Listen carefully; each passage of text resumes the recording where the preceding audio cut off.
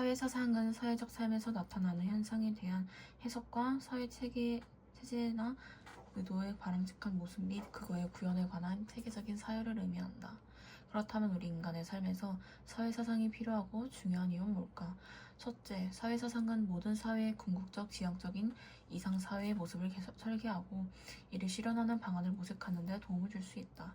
즉, 사회사상은 인간의 기본 권리인 자유, 평등, 정의, 행복 등을 보장하는 이상사회를 실현하기 위해서 우리 사회가 나아갈 방향을 알려준다.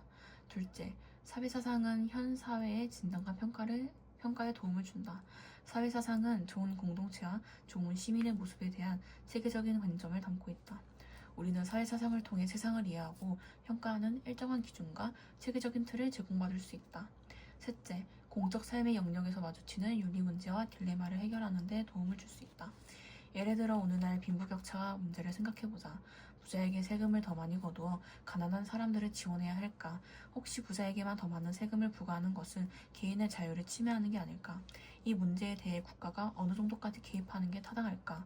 사회사상은 이러한 윤리적 문제와 딜레마에 대한 제안을 제시하고 그 타당성을 검토하여 책임있는 의사결정을 하는 데 도움을 준다.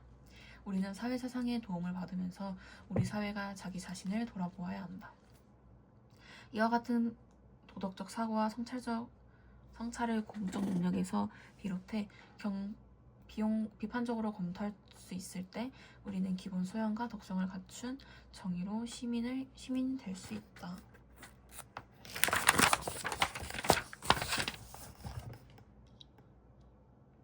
우리는 과학기술이 우리 삶에 어떤 영향을 끼쳐왔는지 잘 알고 있다. 또 과학기술과 관련 지식을 더 발전시키고 다방면으로 활용한다면 우리의 삶을 획기적으로 개선해 나갈 수 있을 것도 알고 있다. 반면 우리는 윤리사상에 대해서는 그것을 우리 삶에 어떻게 적용해야 할지, 또 그것이 실제로 우리 삶에서 어떤 역할을 할 수 있는지 가늠해보기 어렵다고 생각한다. 그러면 윤리사상은 우리 삶에서 어떤 역할을 하는 걸까?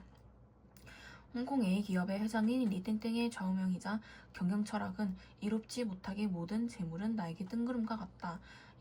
이는 논어의 한 구절을 그대로 가져온 것이다.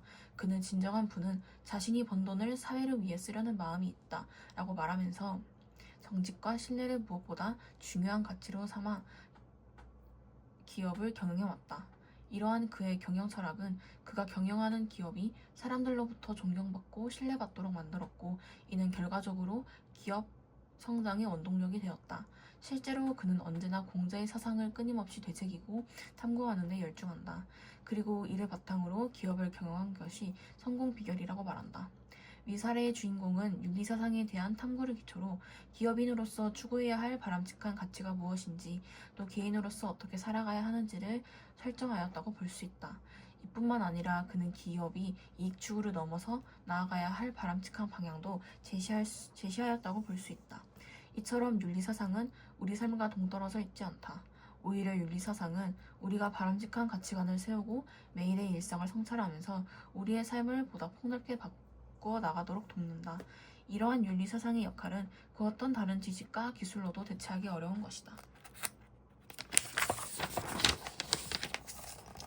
그런데 어떤 사람들은 윤리사상이 일부 사람들의 삶과 관련이 있을 뿐 자신과는 상관없다고 말한다.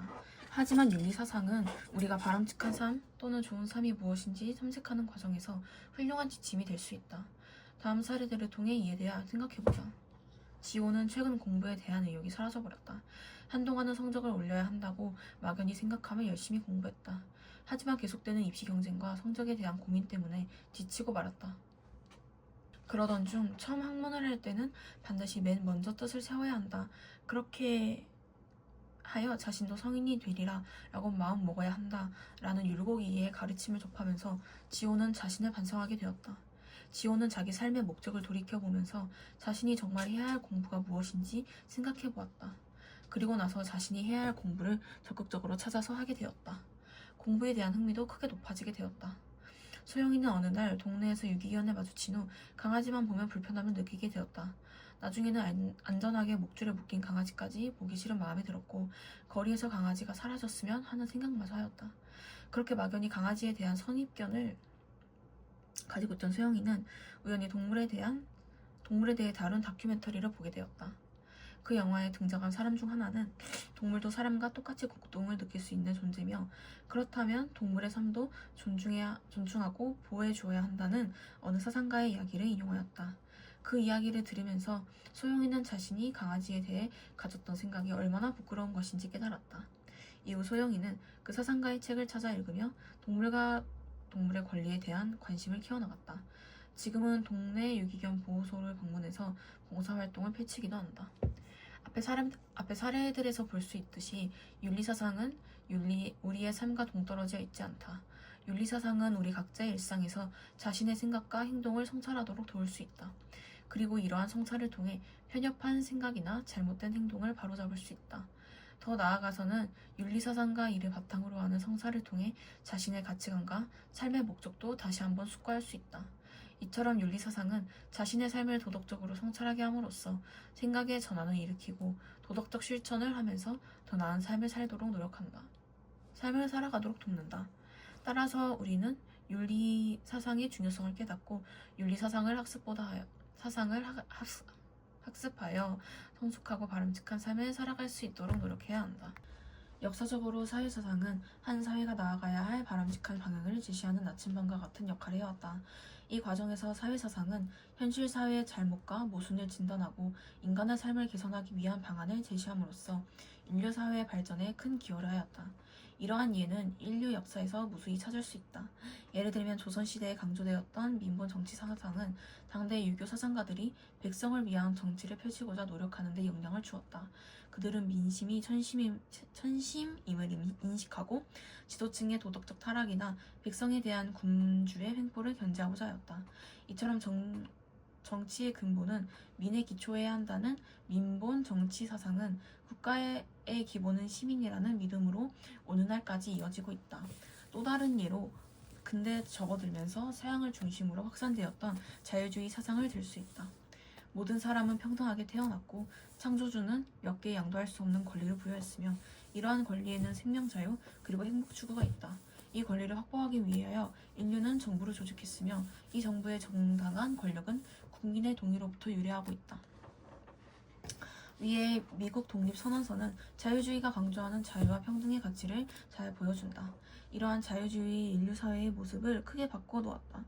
예를 들어 사유주의는 근대 이전까지 당연시되었던 신분제의 문제점을 비판하고 신분제의 다른 차별을 인류 역사에서 철폐하는 데 막연한 영향을 끼쳤다.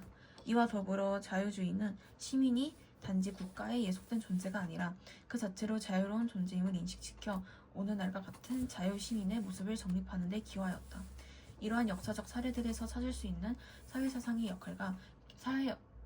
역할과 기여는 오늘날에도 여전히 유효하다. 대표적인 예로 민주주의를 들 수 있다. 한때 A 국가에서는 큰 가뭄으로 100만 명 가량의 식량난으로 사망하였다. 그런데 같은 가뭄을 경험한 미국에서는 식량난으로 사망한 사람이 없었다. 왜 이런 차이가 나타난 걸까? 이를 연구한 사상가 아마르티아 센은 A 국가는 당시 군부 독재 국가였던 반면 B 국가는 민주주의가 제대로 작동하는 나라였다는 점을 들었다. 그에 따르면 민주주의가 구현된 국가에서는 같은 문제가 발생했을 때 반드시 정치 제도에 책임을 묻고 대안으로서의 사회적 정치를 마련해 나갈 수 있다. 그러나 독재 국가에서는 정치 지도자의 책임을 언제나 묻긴 어려우며 따라서 문제 해결을 위한 대처가 제대로 이루어지지 않을 수 있다.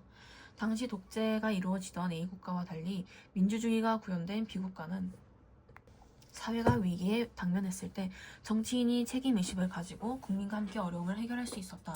이렇듯 한 사람에 의해 국가의 운명이 결정되지 않고 국민의 뜻을 존중하는 민주적 태도는 오늘날 많은 사회에 전파되어 어려움을 극복하고 사회를 발전시키는 바탕이 되고 있다. 이처럼 사회사상은 오늘날에도 여전히 우리 삶 가까이 있다. 사람들이 사회를 이루어 살아가는 이상 여러 가지 문제와 갈등은 생기기 마련이다. 사회사상은 이를 해결하는 근본 지침과 개선된 사회 모습을 보여준다. 따라서 우리는 오늘날 우리 사회의 다양한 문제에 앞서 사회사상의 도움을 바탕으로 그 원인을 진단하고 대안을 제시함으로써 더 나은 사회로 나아갈 수 있다. 개인과 사회를 분리하여 생각하기 어려운 것처럼 사회사상의 구현도 각 개인의 윤리적 측면과 떼려야 될 수 없는 관계에 있다. 예를 들어 개인이 아무리 도덕적으로 살고자 해도 그가 살고 있는 사회 구조가 정의롭지 못한다면 도덕적인 삶을 살기 어렵다.